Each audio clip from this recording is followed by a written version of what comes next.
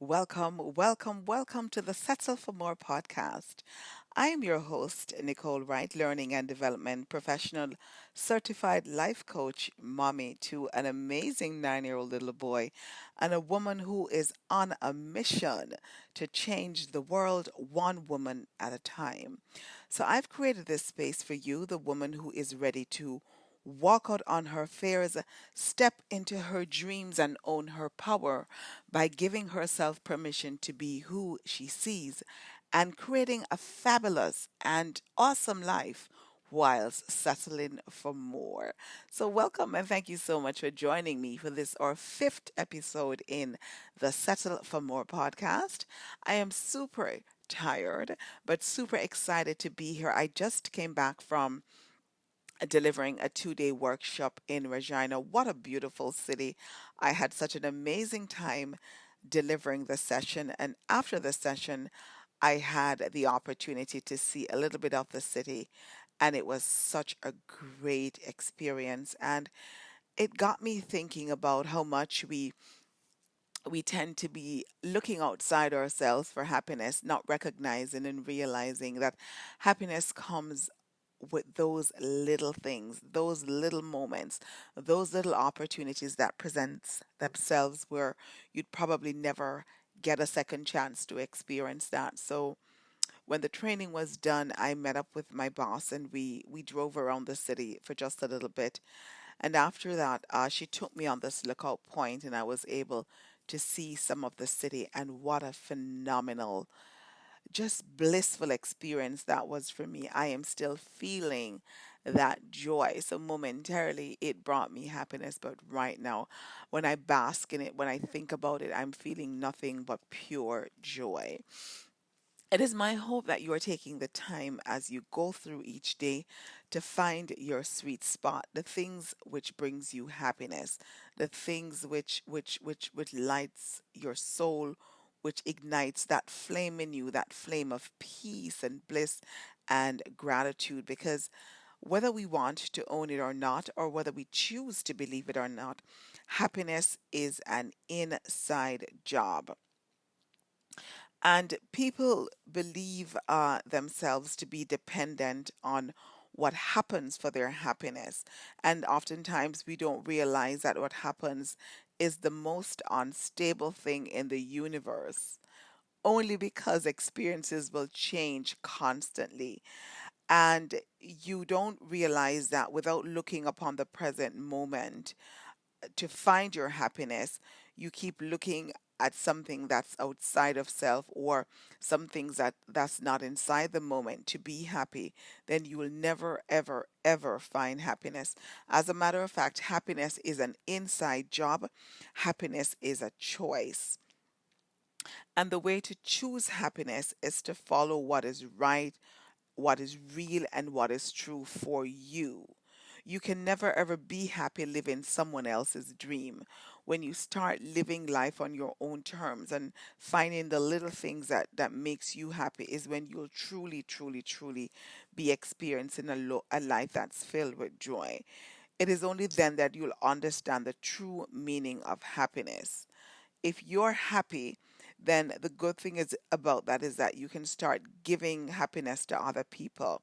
And if you don't take the time to love yourself or to find moments of happiness, it is going to be utterly impossible for you to be able to provide happiness to someone else, or for you to be able to live in a constant state of happiness. Now, we're humans, right? But one of the things I'd hate to be happening to you is for you not to be experiencing happiness, joy, bliss, peace, just to be able to relish and to bask in those moments when life presents themselves to you, when you have the opportunity to find joy in everyday life without totally shutting down and giving away your joy, or giving away your peace, or giving away your happiness to anyone.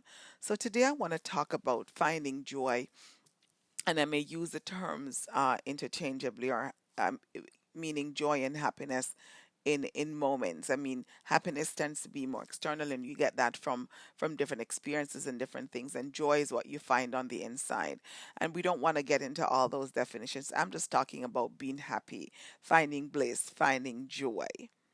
So I'm thinking to myself that if we go through life not identifying or recognizing that you have the ability each and every day to choose joy, you have the ability to choose to be happy, because situations will change, and so our situation should not be defining us. And there are times when we will have things that are not favorable. I know we're humans, but all that is based on the labels that we choose to put on the experiences that we're having. And sometimes we allow those experiences to truly define us, or to truly define how we feel, how we live our lives, and the happiness that we experience or not experience. It is my hope that you recognize that situations will always come and go, and it is the label that you place on them that will decide if you're experiencing joy, sadness, happiness, pain, right? So, happiness, like I mentioned before, is really an inside job. Happiness is a choice. The thoughts that you think will expand, and the expansion of those thoughts create the feelings that you have. And then again, you go about labeling the feelings that you're having. And so, what I'm realizing, or what I'm seeing through my everyday interaction, be it in the classroom setting or be it when I'm coaching privately, it is as though we spend a lot of our time waiting for something else to happen, wishing that we were someplace else doing something else. And we spend a lot of time waiting. We wait for the weekend to finally get here. We wait for something better to come along without truly enjoying where we are now, or truly finding happiness. So we wait for the right job, we wait for the right spouse, we wait for the right moment, we were waiting for vacation, or we're waiting for things that are more exciting before we decide that this is our life, and this is where we are now, and before making that decision that we're going to really be happy. I'm yet to really sit down and write about my very first real experience with loss and grief, and I really got it on the double a few years ago when my grandfather passed away on Mother's Day. Tragically, it's one of those things that I can never forget, because he passed away on Mother's Day. And I remember going to his funeral in Jamaica, and when I was reading his eulogy, I was staring at my grandmother, because my grandmother and we have a very, very special connection. And whilst reading the eulogy from my grandfather, I could only imagine how she must, be feeling at the time. And I remember looking at her, and I knew within the depths of my soul that this would be the last interaction that I would have with my grandmother. My grandmother was suffering at the time from breast cancer, and even though she tried to be happy, uh, she tried to exude happiness. When I saw her eyes, it's like I could almost see the window to her soul, and I knew that very soon she would no longer be with us. I remember speaking to her a few days before she passed away, and she passed away 6 months after my grandfather died. And I remember her calling me, and she said, I'm just calling to let you know I love you, and that I will always love you, and take care. She said, take care of your son, take care of yourself. And she said some other things like, I will always remember what we've been through. And we had a conversation that didn't last for more than 5 minutes, and she never spoke again. And I can hardly believe that it's been years since I lost my grandmother. I have her picture in my room, and I'm constantly reminded of her. And sometimes it's really difficult to put things in word. But what I can truly tell you is the day when I got the call that she was no longer around is the day when my heart broke into a million little pieces, and I realized that this is it, and this was real. Nothing make life seems more real than really losing someone, and whether you lose them uh, through death, which I think is one of the most real experiences that you'll ever have, because they'll no longer be there, or you've lost them because you're no longer with them. It put things into perspective. And so going forward, what I promised myself is that I didn't want to be wasting precious time, um not not not appreciating things that were important to me, things that were so incredibly precious. And we can spend our entire life saying things like, I will be happy when I find the right husband, or when I find the right wife, or when I have a child, or when I make the first sale in my business, or when I find the right job, or when I move into my home. So you can spend the rest of your life waiting to start living. You can spend the rest of your life living by default as opposed to design. Or you can make that conscious decision to learn to find and create joy even in the simplest, most ordinary moments. Now, if you follow me on any of my social media platforms, you'll realize that I make an effort to post every day happiness is. And it could be just anything. It could be my roses in bloom. It could be having a cup of my favorite tea. It could be waking up to my son. It could be coming in from a 3 hour flight, on the red eye flight at 1 a.m. and he gets up to use the washroom and he's like, Mommy, I was waiting for you to come home. It could be something as simple for me as connecting with my boss after training, and we take a moment to just stop and just enjoy all that's around us. I have made a conscious decision to look at these moments and the things that are really making me happy, the things that are really bringing me joy. And so I want to share some tips with you. And I think the first place to start is having a grateful heart. So gratitude is the fastest way, the quickest way to change your life. So the thing is, it's not about thinking about the things that you're grateful for. It's actually feeling the feeling. It's sort of like seeing the things for the very first time. So when I see my roses in bloom, of course I've seen flowers in bloom. I have a garden and I see flowers blooming every year, but I've never seen this particular flower. I've never seen this particular bloom. And so I find happiness in that. I find joy in that. If I'm having a sip of my favorite chai tea, then I've never had this tea before, or I've never had this moment before. And so it is in that moment that I'm choosing to find joy. So practicing gratitude literally changed the way your brain works.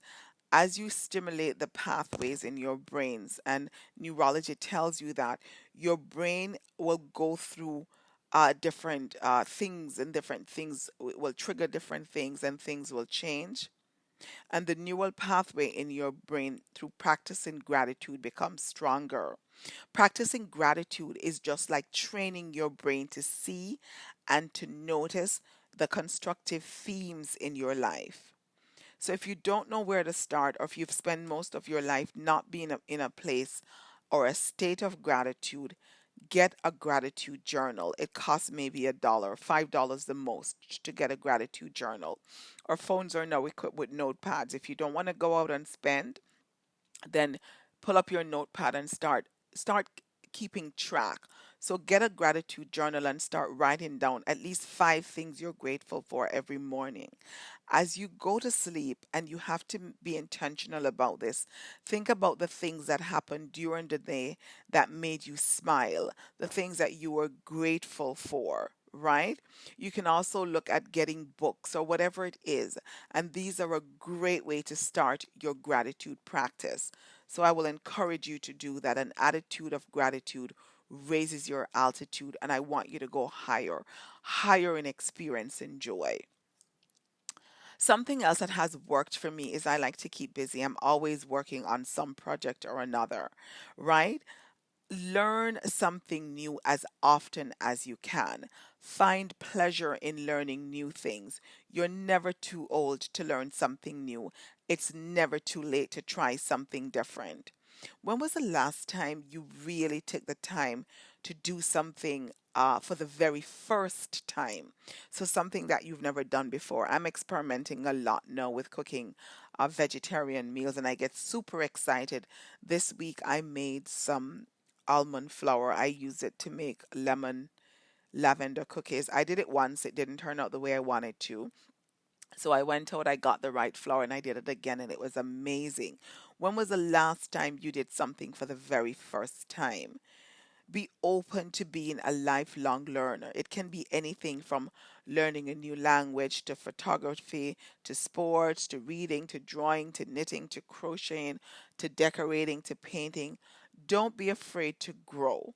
Right? Be open to learn something, and you might discover a new talent, or you might find a passion that you never knew you had before. You may even meet new people. You may even find your soulmate.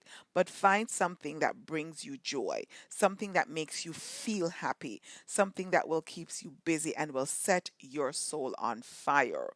Follow your bliss every single day. And if you haven't found it, keep searching. Once you're alive, once you can breathe, then you can keep searching.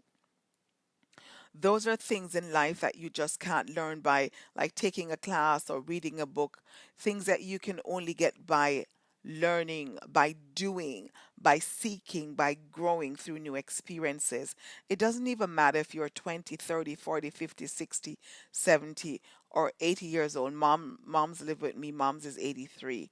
And I'm telling you, this woman just discovered yoga and Zumba, and she is super excited. She's coming home. She's showing me her warrior pose. She's showing me her downward dog position, her child pose, her cobra, and she's discovering this at 83 years old. She's also making new connections in her yoga class. If moms can do it at 83, then so can you. It's never too late to start looking for something that will ignite you, something that will give you joy. Something that I spoke about a few weeks ago that I want to also mention in finding true happiness is being present. A lot of us, if not most of us, spend most of our time we worry and we wonder about future, or we're thinking about or regretting something that's happened in the past. If you think about it, this this moment right here is never ever going to repeat itself. You can never go back to now. Your now will always be the here and now. And in this present, in this very moment, is where you find your now. So, whether you're reading your favorite book, whether you're listening to the podcast, whether you're drinking your morning coffee, whether you're spending time with your loved ones, do your best to be present, like 100% present, even if it's just a regular Sunday night dinner and a movie. So my family gets together on a Sunday night, and we just kind of started doing that. Like we didn't plan it. We had dinner, and then we're now watching whatever is on. So we've watched Ayanla Fix My Life. We're now on to, don't judge us, but we're on to watching 90 Day Fiance. And I try to be so present in the moment with them, to laugh with them, to giggle with them, to smile with them, to get all emotional with them. And in that moment, I find happiness. I tend to, want to suggest to you that notice every smile. If you're having a meal, taste every single bite, feel every single breath, every step. If you're connecting with a loved one, feel every kiss, every hug, every touch. Those regular days can really feel special and extraordinary. There is something magical, something phenomenal about being present. When your mind is free of judgment in every single moment, every single thought, when you don't worry about the future or stress about the past, if you think about it, all you'll ever have is now. So I want you to focus on the now. And it is often said that mindfulness starts in the kitchen. So for me, I'm experimenting now with my new vegetarian cooking, and I have to be so present and so focused because I don't want to get it wrong. And it's one of the easiest places to learn to be present. So the next time you're in the kitchen prepping for a meal, think about how much you can practice mindfulness or how much you can be present. Having said that, I want you to make a concerted effort to surround yourself with people who will lift you higher. So, gossiping, complaining, nagging, negative thinking, these are things that we do from time to time. Years ago, things like this didn't bother me. I could complain, I could nag, I could be a part of a conversation where we're gossiping about someone, and that's being true. So when it was time to get together with friends, it means that we would sit together, complain about our lives a little bit, maybe exchange some gossip. And of course, there are people who tend to take that nagging or gossiping to a completely different level. There's always that one person who just gossips. And those are the people now that if you're choosing to remain in a state of happiness that you want to protect yourself from, you want to protect your energy from. So for me today, where I am in my life, I just cannot stand being around people who are constantly complaining. I literally feel my energy level drop and my mood changes instantly. And I'm the one who will flip them or have them reframe certain statements because it drives me crazy. So I notice about the same thing about myself personally. And I'm human. So when I do have my outbursts of negativity, or if I get angry and I take it out on someone else, it bothers me and it really doesn't feel good. And I immediately try to refocus, or I try to think about something that's positive. I really try to shift my energy. And for many, many years, I never paid attention to these things at all. But I've learned that once you begin to notice your energy and the energy of other people, you will only want to surround yourself with people who will lift you higher, people who will help you find joy in everyday life. And here's the truth: your life is your story, and that is why you have the ability, the capability, you have the permission to edit it as often as you like. If something isn't working for you, change it. You don't have to feel guilty about cutting people out of your life if they're negative or if they're having a negative influence on you. It may not always be easy, but you really have to look out for yourself. So surround yourself with people who will make you feel good about yourself, people who will smile a lot, people who will laugh a lot with you, people who will see the good in you and see the good in others. Those are the people that you're going to want to surround yourself with if you want to constantly choose to be happy. We're talking about people and we're talking about being present. Find some time for yourself. There's absolutely nothing wrong with treating yourself, making yourself feel good, making yourself feel appreciated. Self love is very important. It's a very important ingredient to your happiness. Practice a little self care every day. And when you do that, it can help you feel more calm, more relaxed, and more confident in your goals. Do something just for you. And it doesn't have to be anything big like a full day at the spa, even though that would be nice, right? It may be 5 minutes. You can do a 5 minute face mask, or you can do a quick run in the park. I have to tell you, my manager has started running, and I'm telling you, she finds joy. Whatever city she travels to facilitate workshops, her running shoes is packed. And I know that she's finding joy with doing this. So, what is going to bring you joy? Is it a run? Is it a walk in the park? Is it just breathing fresh air? Is it reading a few chapters of a good book in the morning? And you can decide and you can create your list of things that you can do for yourself that will bring you joy. You have to be able as well to learn to let go. Let go of things that are just not in your control, things that you cannot control, right? Things that are no longer serving you. Sometimes bad things happen, sometimes unfavorable things happen to us, but the truth is that it's life and things won't always go our way. These mistakes, whether they be big or small, if you want to call them failures, they come into our lives to teach us a lesson. Take the lesson with you, but let the experience go. Worrying about things that have happened in the past or things that might happen in the future is really a waste of your energy. It is a joy stealer. So learn to let go of those limiting thoughts. Learn how to forgive others, but most importantly, learn to forgive yourself and move on.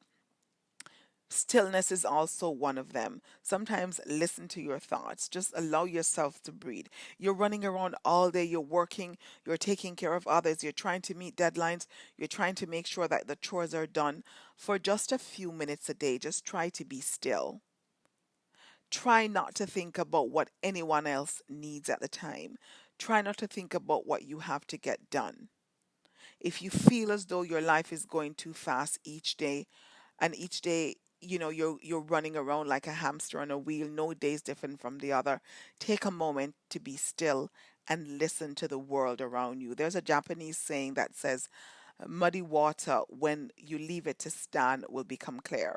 And I believe that when you have clarity, then you will experience happiness and joy. It is also my hope that you pay attention to what your mind focuses on, what you're thinking about, what you're talking about. Don't talk about things that you don't want. Don't talk about experiences that you don't want to go through. Remember, focus creates expansion, right? And everything happens twice, first on the inside and then on the out. Spend more time talking about the things that you enjoy, the things that you hope to do, the things that you want to accomplish. Guard your speech and your thoughts fiercely. You want to make sure that you are protecting that you are protecting yourself, that you have taken the time to realize and to recognize that this is your life and that you deserve to be happy, that happiness is your divine birthright. Right? You want to surround yourself with positive people. You want to do things that brings you joy. You want to be able to let go of negativity. Another thing that works great for me when it comes to finding joy and happiness is my desire to serve. And it's not only a desire, I take the time to make sure that I am serving in my community, that I'm treating other people with kindness. Not only does it help others to feel better, but what I find is that I feel good by doing that. After having a positive interaction with people, I tend to be happy. Try to speak well of others. When you speak negatively of other people, you will attract more negativity on yourself. But when you're speaking positivity about them, you will then attract positivity into your life. Take the time to listen to others. Find out what it is that you can do to start serving. Just start serving other people, serving your family, serving in your communities. I have a pay it forward habit where if I'm going through the drive through for coffee at least once a week, I will buy the person. If the person behind me, if their bill is less than $5, then I will cover that. I that is something that I do at least once a week. And I get super excited when I see the look on their faces when the cashier has said to them, the person in front of you has paid for it. I am paying it forward and I'm hoping that they're doing the same thing. I get up each and every day with the intention of bringing joy to others, finding joy for myself, practicing gratitude daily. I believe that gratitude is something that I need to do. I also believe that joy and happiness is my abundant uh, way of living. I also believe that it is my divine birthright as I go through life to experience joy.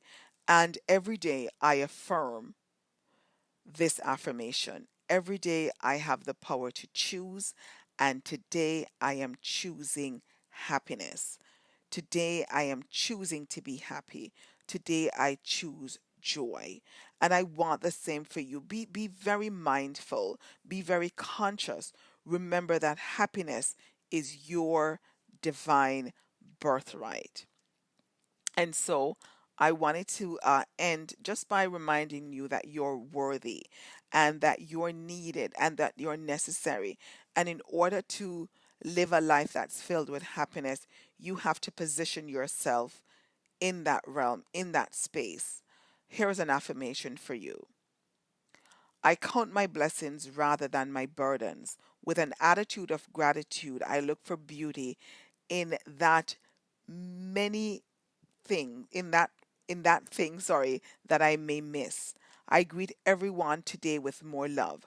I am learning to forgive the past, for I value this moment. I adopt an optimistic outlook on life, For I need that in order to be happy, and I refuse to do otherwise. Happiness is not always easy, but it's worth it. Again and again and again, I choose to be happy because I am worth it. Hey, you're worth it. Settle for more.